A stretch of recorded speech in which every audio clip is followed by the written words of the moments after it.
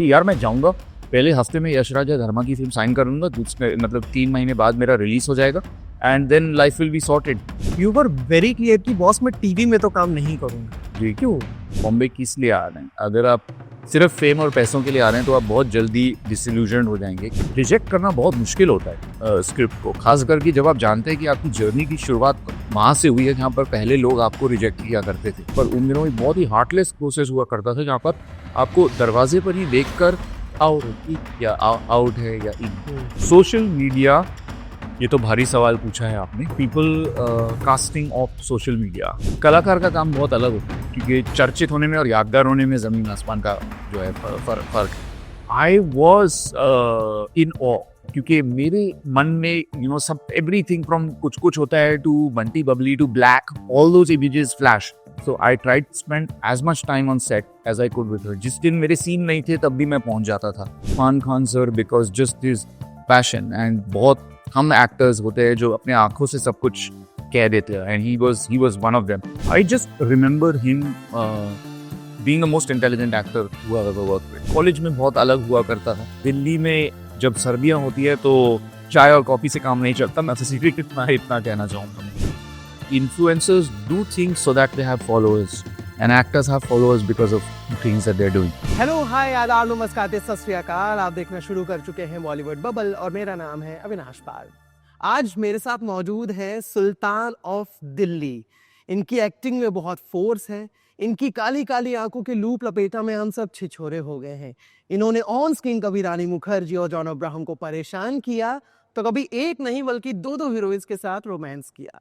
इनके जैसा senior college senior मिलना किस्मत की बात होती है। मेरे साथ मौजूद है the very talented Tahir Rajba Singh. Thank you Avinash, ये बहुत ही बेहतरीन जो है आपका इंट्रोडक्शन, मतलब पूरी फिल्मोग्राफी जो है आपने बोल डाली इसमें। थैंक और अब इन्हीं सबसे हम धीरे धीरे आपसे बात करेंगे। सबसे पहले तो आपका बचपन, पापा वायुसेना में रहे, बहुत अलग अलग जगह रहे, तमिलनाडु रहे, दिल्ली रहे, बचपन कैसा बीता? मेरा बचपन, जैसे कि आपने कहा, पापा वायुसेना में थे और इसकी वजह से मेरी परवरिश हिंदुस्तान के कई शहरों में हुई है। तमिलनाडु से लेके चंडीगढ़, इलाहाबाद जो कि अब प्रयागराज कहलाया जाता है, से लेके जामनगर जो गुजरात में है। तो बचपन में बहुत इंटरेस्टिंग रहा क्योंकि जब जो एयरफोर्स के बच्चे होते हैं वो एक कंटोनमेंट में रहा करते हैं, और ये दौर है जब फेसबुक, इंस्टाग्राम और सोशल मीडिया नहीं हुआ करता था। तो पेड़ों पे चढ़ना, साइकिलें लेके निकल जाना, एक आपस में जो हमारे 10-12 दोस्त होते थे, हर 2 या 3 साल स्कूल चेंज करने थे, बदलना। एंड अब जब मैं एज एन एक्टर इस बचपन के बारे में सोचता हूँ तो सबकॉन्शियसली बहुत हेल्प करता है क्योंकि हर 2 साल अपने आप को एक तरह से रीइन्वेंट करना, नए लोगों से मिलना, नए दोस्तियाँ करना, कुछ दोस्तियाँ तोड़ना before the age of Facebook and Instagram बचपन में आपको बहुत कुछ सिखाता है। I can reconnect, I can connect, क्योंकि मेरे भी पापा आर्मी में रहे और मैंने भी वो हर 3-4 साल में जगह बदली है। जो आप बोल रहे हो कि नए दोस्त बनाना, पुराने दोस्त कम कर देना, इससे बतौर एक्टर मदद मिली इतनी अलग अलग जगह रह के अलग अलग तरह के लोगों को समझना, और या फिर थोड़ा नुकसान रहा क्योंकि हम लोग जो कैंट वाले लोग रहते हैं ना, हम लोग वर्ड्स यूज करते हैं सिविलियंस। अब कनेक्ट कर पाओगे कि उन लोगों को समझ नहीं पाए?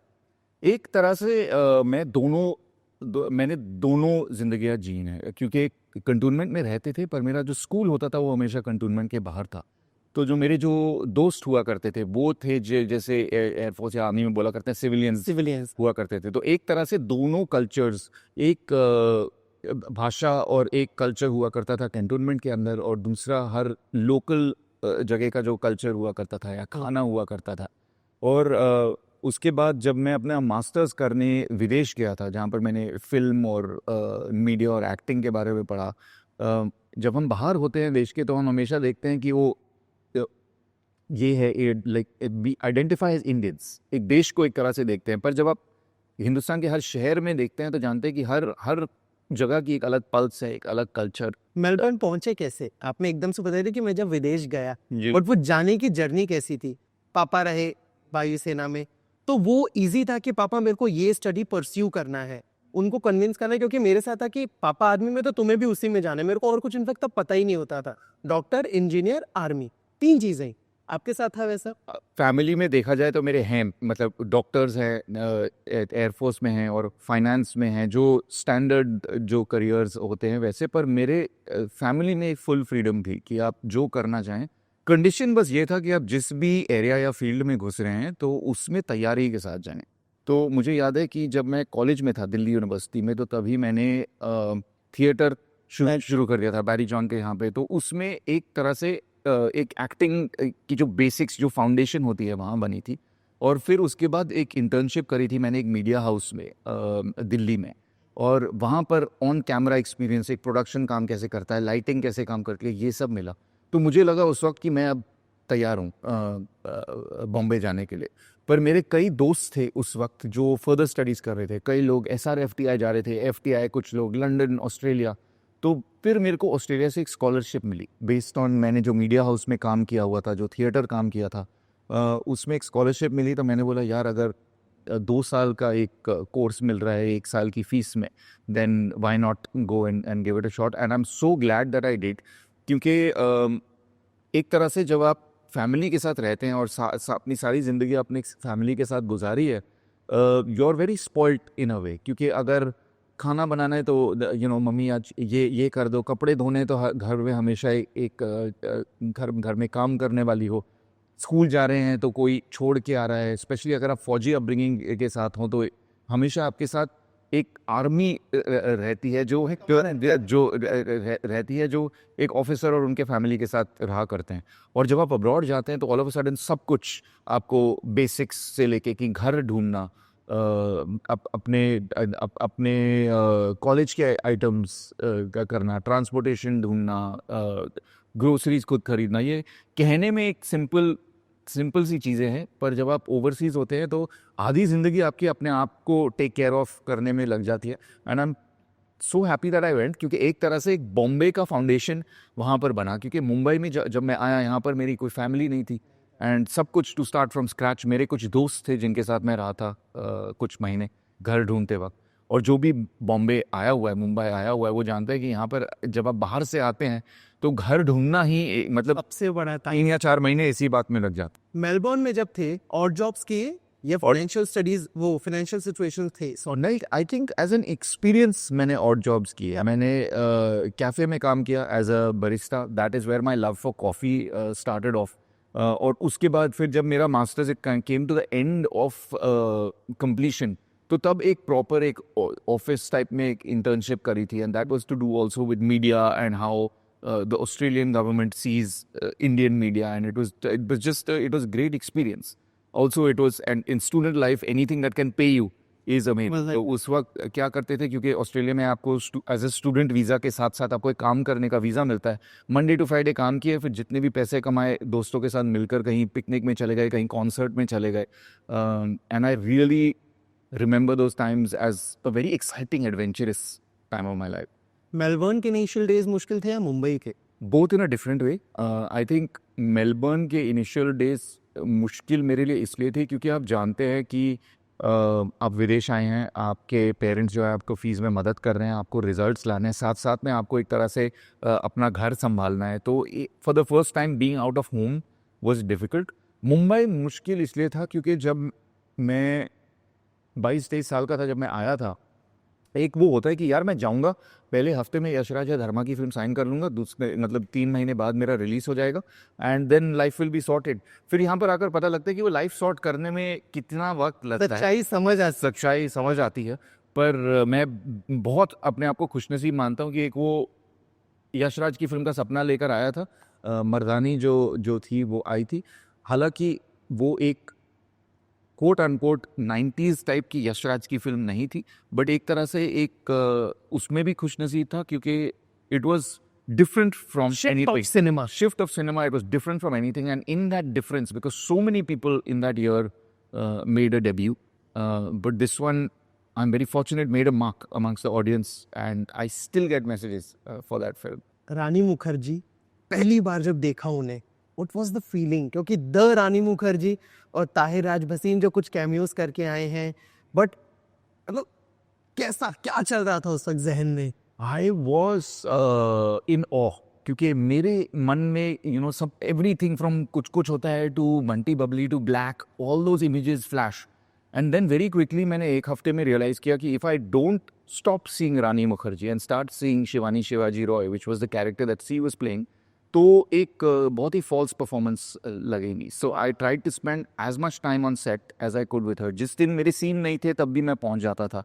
And Pradeep Sarkar, the late Pradeep Sarkar, he did a very generous and very smart thing, is that if she was talking on the phone, even if I was just standing there watching or standing there and giving cues, he would call me on set. And that really helped me in breaking that image of, oh, I'm looking at a superstar, to, okay, I'm now looking at a co-star. आपने एक आपके interview में बोला था starting days में कि जब आप मुंबई आए थे या आ रहे थे, यू वर वेरी क्लियर कि बॉस मैं टीवी में तो काम नहीं करूंगा. जी. क्यों? I just had grown up with a love for cinema. My love for acting started off when I went to single screen theaters. I watched it as a community. फिर जाकर मैंने मास्टर्स में सिनेमा के बारे में पढ़ा था. And I didn't want to get used to, okay, अब ये काम की तरह हो गया कि मैं सुबह उठा 9 to 9 मैंने जाके शूटिंग करी. There is almost like a monthly income that comes, because then your chances of taking risks reduces. And I'm very glad because I got to work with some amazing directors in film as a result of those choices. तो अभी भी वही thought process है या आप लगता है कि ठीक है अगर कुछ अच्छा मिला टीवी में तो आई कैन डू? नहीं, अभी भी I think वो ही thought process है. बड़ा. And what I really like about OTT is that the people who I'm working with, the behind the scenes creatives are all film people. Like these are people who shoot film, who design costume for film, who production design for film. तो आपका जो overall जो end, the piece of cinema that you get to see has a visual quality to it that I really enjoy. Mumbai जब आए first audition याद है? कितने auditions दिए, कितने टेक्स दिए, कब पहली बार कैमरा पे बोला गया कि एक्शन? जी, काफ़ी यादें. पहली बार जब आते हैं तो शुरुआत तो होती है एड ऑडिशंस की. और मुझे पता नहीं इन दिनों कैसे होता है, पर उन दिनों एक बहुत ही हार्टलेस प्रोसेस हुआ करता था जहाँ पर आपको दरवाजे पर ही देखकर आपके लुक के हिसाब से कह दिया जाता था कि आप आउट है या आउट है या इन है. तो काफ़ी सारे उस प्रकार के जो है रिजेक्शंस हुए. पर बहुत जल्द मैंने सीखा कि उन रिजेक्शंस को दिल पर ना लेकर अगर आप आगे बढ़े तो ही जो है गाड़ी थोड़ी आगे बढ़ पाएगी. और शुरू में लगता था, पहले एक रिजेक्शन से एक हफ्ता घर बैठते थे कि यार नहीं हुआ. उसके बाद वो एक हफ्ता का 4 दिन हुआ, 4 दिन का 1 दिन, 1 दिन का 5 घंटा, उसके बाद आधे घंटे में कि यार नो बोला, अगली दरवाजे में उसके दूसरा दूसरे दरवाजे में. एंड आई थिंक बॉम्बे का दूसरा नाम यही है कि एक दरवाज़ा बंद हुआ तो दूसरे दरवाजे की खोज में जल्दी निकलो. बहुत सारे एक्टर्स, बहुत सारे लोग अभी भी, क्योंकि माया नगरी यहाँ लोग अपने सपने लेके आते हैं स्पेशली एंटरटेनमेंट फील्ड में आने के लिए, वो आपका एलिमेंट जिससे आपको मदद मिली इस सारे रिजेक्शंस को कोप अप करने में. आई थिंक सबसे पहले तो एक फाउंडेशन कि आप बॉम्बे किस लिए आ रहे हैं. अगर आप सिर्फ फेम और पैसों के लिए आ रहे हैं तो आप बहुत जल्दी डिसइल्यूजन हो जाएंगे, क्योंकि उस तक पहुंचने तक बहुत वक्त लगता है, जिसके लिए पेशेंस, संघर्ष बहुत ज़रूरी है. और एक बैकिंग कि आप अगर आप राइटर बनने आए तो क्या आपने पढ़ाई की है उस एरिया में, क्या आपने किताबें पढ़ी हैं, क्या आपने फिल्में देखी हैं. अगर आप एक्टर बनने आ रहे हैं तो किस बैकग्राउंड के साथ आ रहे हैं, किस एक्टिंग स्कूल से, किस वर्कशॉप से, क्या किताबें आपने पढ़ी हैं. मैं एजुकेशन को बहुत अहमियत देता हूँ, क्योंकि बॉम्बे में कोई आपके सर्टिफिकेट्स नहीं देखता. बॉम्बे में कोई ये नहीं पूछता कि आप कौन से कॉलेज या क्या किताबें आपने पढ़ी हैं, पर एक आत्मविश्वास जो आता है उसके, वो अमूल्य है. अग्री. जब मैं अगर फोर्स 2 की बात करूं या मैं बात करूं मर्दानी की, जो आपके कैरेक्टर्स रहे हैं ना कहीं एंटी हीरो जो वर्ड यूज करते हैं, उनका असर खुद पे पड़ा कभी? मेंटली खुद को एज अ पॉजिटिव इंसान कैसे रखा? नहीं, मतलब प्रोसेस की खूबसूरती यही है कि आप एक तरह से बहुत ही पैशनेटली उस कैरेक्टर में घुस सकते हैं और फिर आप उसमें से निकल भी सकते हैं.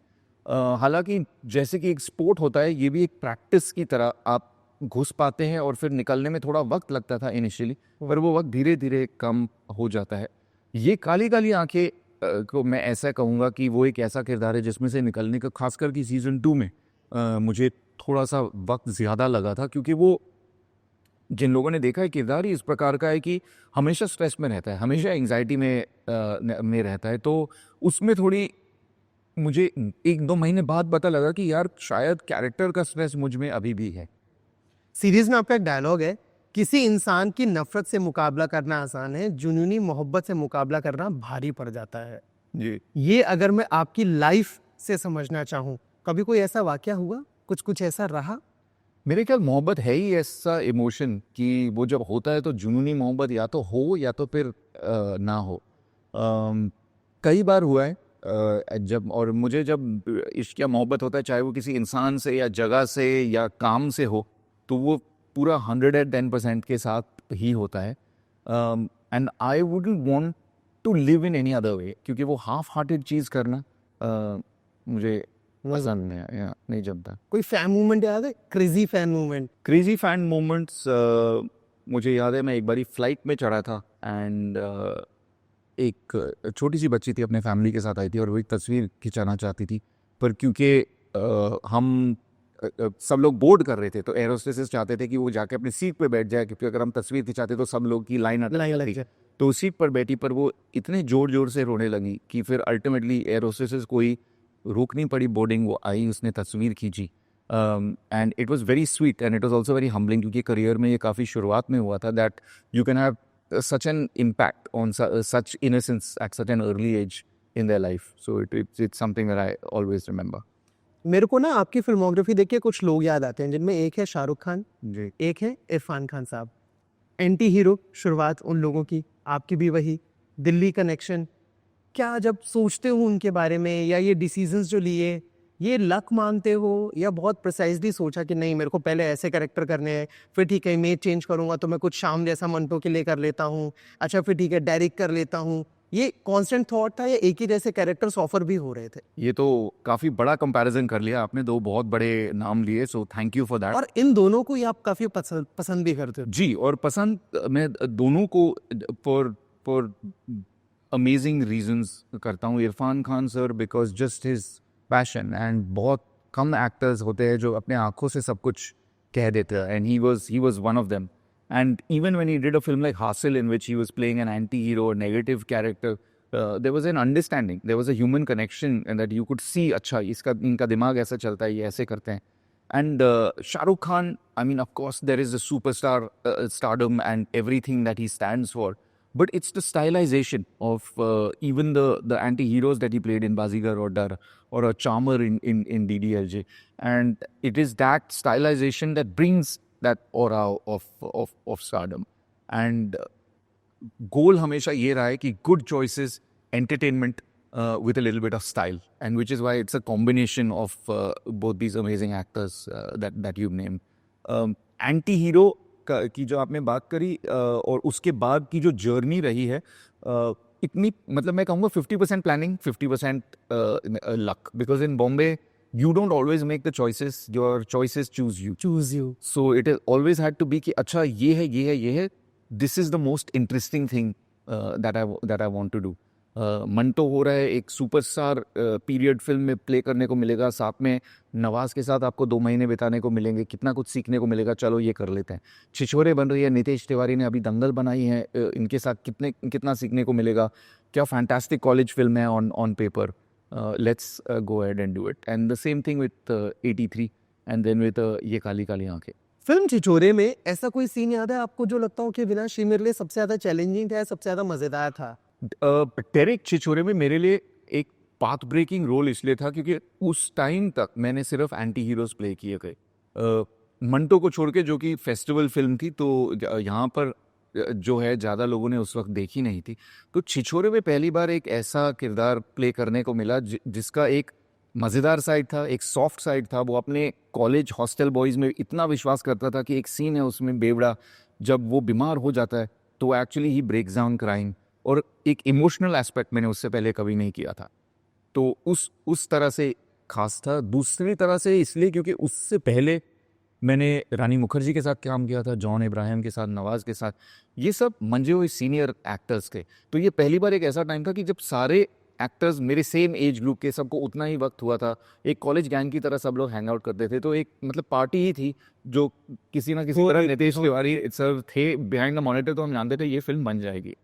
एक सीन है डेरिक स्पेशल, जी, है ना? ताहिर का डेरिक स्पेशल क्या है? मेरा डेरिक स्पेशल आजकल तो फिलहाल कॉफ़ी है और ग्रीन टी है, पर कॉलेज में बहुत अलग हुआ करता था। नहीं, वो क्या बोलना, आई थिंक एक गलत मैसेज सेंड आउट करेगा, पर दिल्ली में जब सर्दियाँ होती है तो चाय और कॉफ़ी से काम नहीं चलता। मैं बस इतना कहना चाहूँगा मैं। आपने कॉफ़ी की का जिक्र किया तो याद आ गया। या सुशांत के बारे में कुछ शेयर करेंगे? क्या मेमोरी, उनसे पहली मुलाकात क्या थी? उनसे आखिरी मुलाकात क्या थी? कुछ ऐसा जो वो बोलते थे कि यार ताहिर मेरे को अभी ये करना है, कुछ विश लिस्ट थी, नहीं हो पाई पूरी? I just remember him being the most intelligent actor who I've ever worked with. Like he was an engineer by education.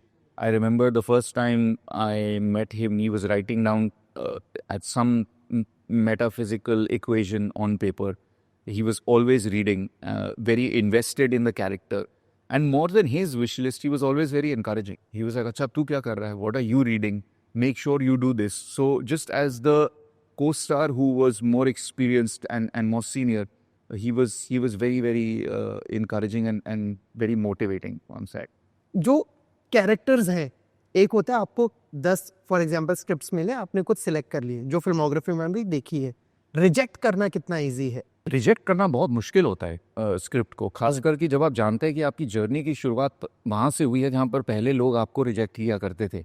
तो काम को छोड़ देना एक बहुत मुश्किल काम होता है।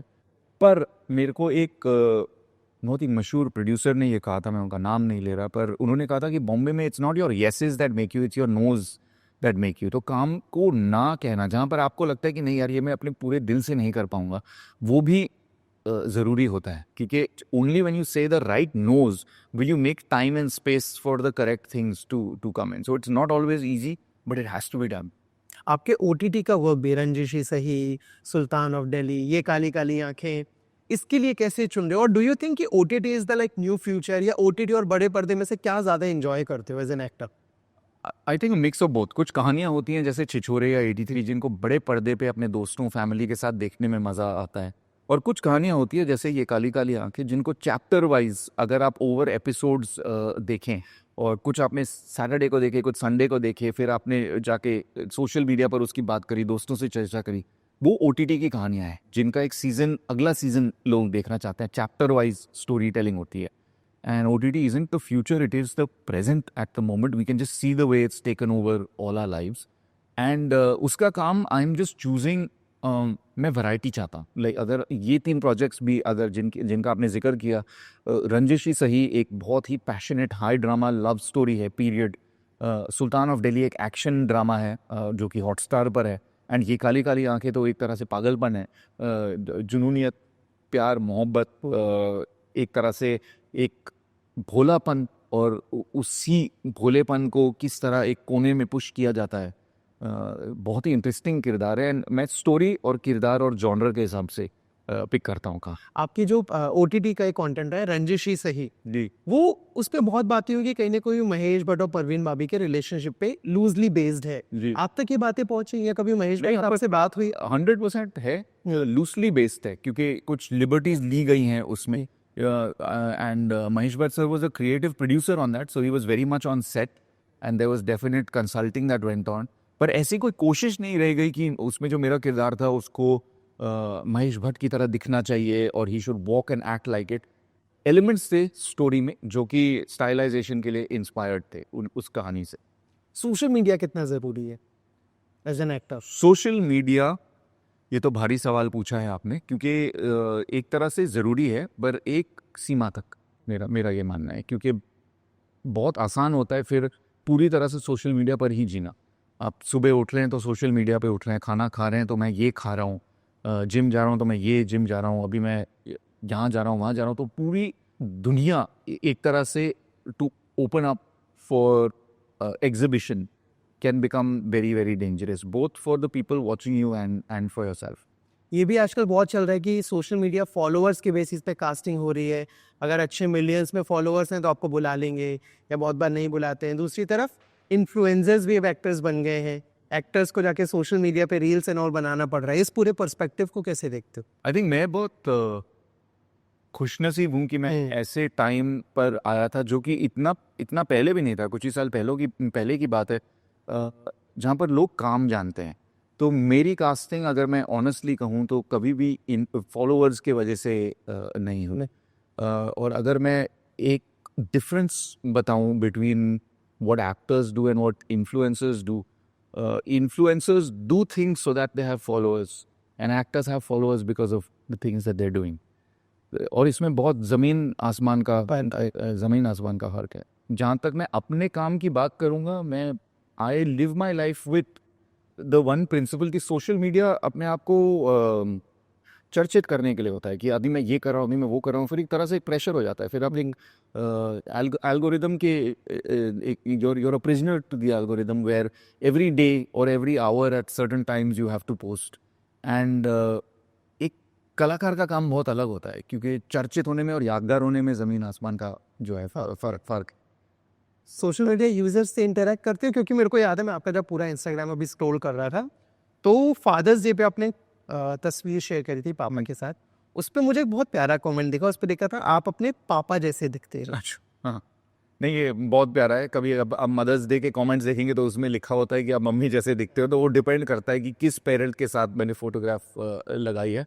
और सोशल मीडिया यूजर्स के साथ interaction 100% and that is what it is a great medium for. अभी ये काली काली आंखें आए, अगर मैं उसका कोई बिहाइंड द सीन्स की तस्वीर लगाता हूँ तो जो एक क्यूरियोसिटी कि अच्छा ये सीन इस तरह से हुआ था, मेरा फेवरेट सीन वो था, those kind of questions really excite me, where people can get involved in your work. As an actor, what's the challenge that you are facing in industry? As an actor, what I think you've already named the biggest challenge is that people casting off social media. And that's not something that I have faced personally. It's never that I have been in a project where they're considering me and someone because of their social media. But I know of a lot of actors in today's generation who face that.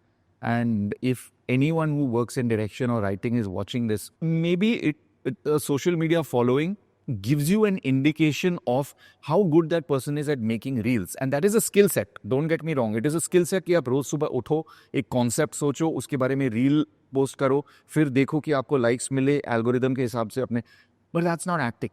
But that is not being a musician. That is not being a writer. Being a writer, being a musician, being an actor is often weeks and weeks of workshops, of solitude, of practice, of going to classes, self-reflection, maybe not even being on social media sometimes. And I just feel like those artists also deserve as much recognition, if not more. Mental health पे असर पड़ता है अगर काम नहीं होता है, depression जैसी चीज़ें, क्योंकि आजकल बहुत खुल के इस बारे में टचवुड लोग बात कर रहे हैं, अच्छी चीज़ है।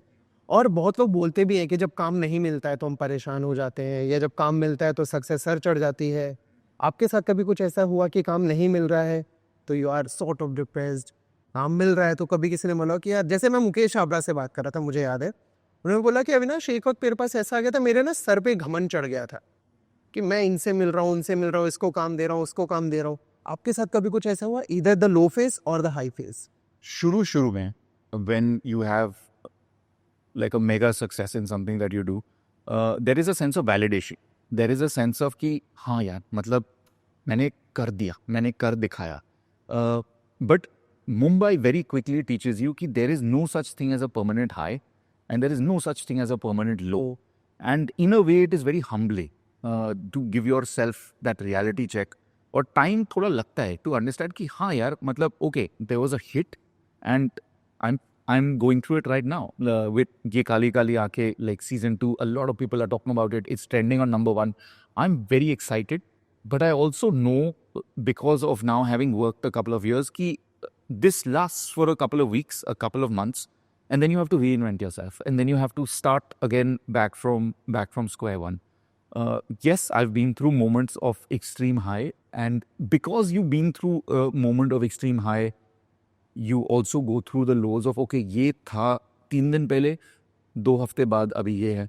But I think उसमें moments of grounding for me are family, are close friends, are people who you can really talk to. And for anyone who experiences this, because आपने depression का जिक्र किया, and I have friends who have gone through it,